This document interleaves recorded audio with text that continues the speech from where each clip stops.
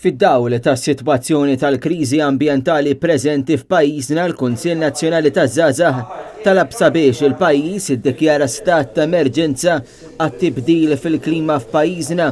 It-talba saret meta tlaqqa mill-ġdid il-Parlament Nazzjonali taż-Żgħażagħ organizzat mill-KNZ. Iż-żgħażagħ iddiskutew fost l-oħrajn l-ambjent, l-ugwaljanza bejn is-sessi, il-kultura u l-innovazzjoni.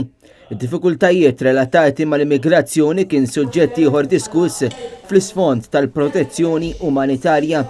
David Aġus, il-Viċi Kap tal-Partit Nazzjonalista u l-kelliem tal-Oppożizzjoni għar-riżorsi u l-enerġija sostenibbli, tenna li l-politika huwa mezz kif twettaq il-ġid u qal il-politika jekera jekk il-politiċi isiru politikanti u jinħakkmu mill-korruzzjoni u mir-reba għall-interess tagħhom.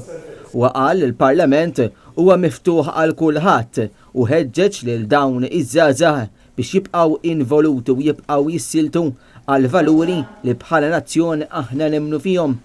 Karl Guder, il-kelliem dwar l-impjiegi u relazzjonijiet industrijali, min-naħa tiegħu faħħal l-interess ta' dawn iż-żgħażagħ fil-Parlament Nazzjonali taż-Żgħażagħ u qal li hemm bżonn li l-politiċi jisimgħu liż-żgħażagħ.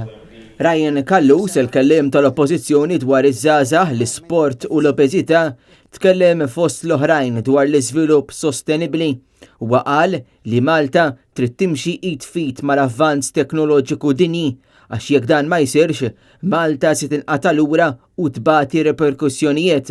U qal li l-Partit Nazzjonalista ilu jinsisti li f'kull ġurnata tal-iskola ikun hemm minimu ta' nofsija kuljum tal-lezzjonijiet tal-PE.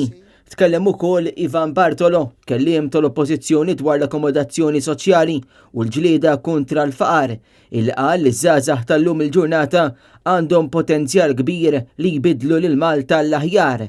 Bartolo qal li bħala Maltin għandna nagħmlu l-mutana li nħarsu lil pajjiżna.